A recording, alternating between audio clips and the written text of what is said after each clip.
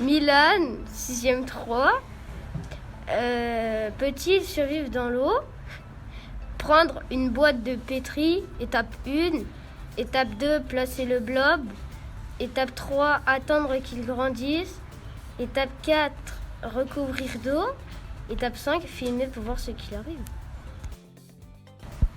Mathéo, 6e 3.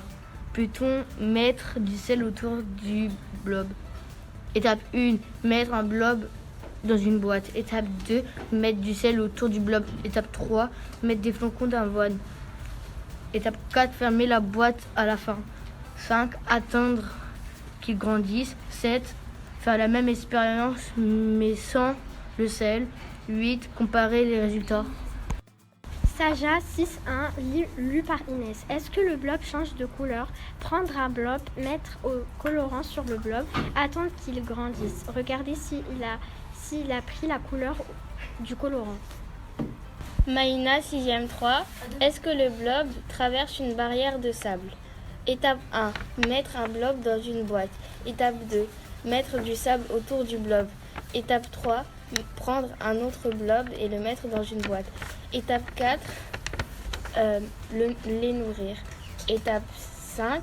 Comparer les deux. Bonjour, nous sommes Nadine et Boshra, des 6e 3.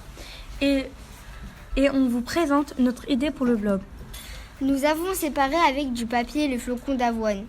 Et le blob pour voir si il est capable de franchir le papier.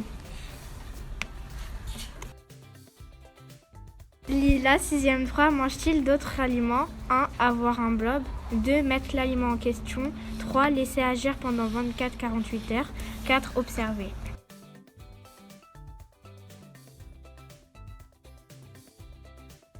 Milan, 6e 3. J'observe que le blob a nagé et s'est accroché au bord et après s'est endormi. J'en déduis qu'il survit mais qu'il n'aime pas l'eau. Mathéo, 6e 3, les résultats de mon blob.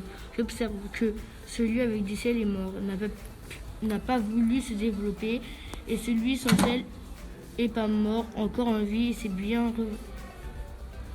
développé. J'en déduis que le blob n'a pas pu se déplacer de la barrière de sel.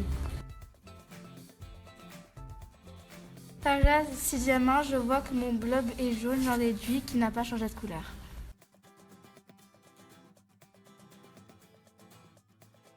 Maïna, 6e 3. J'observe que le blob est partout dans la boîte. J'en déduis qu'il a réussi à traverser la barrière de sable.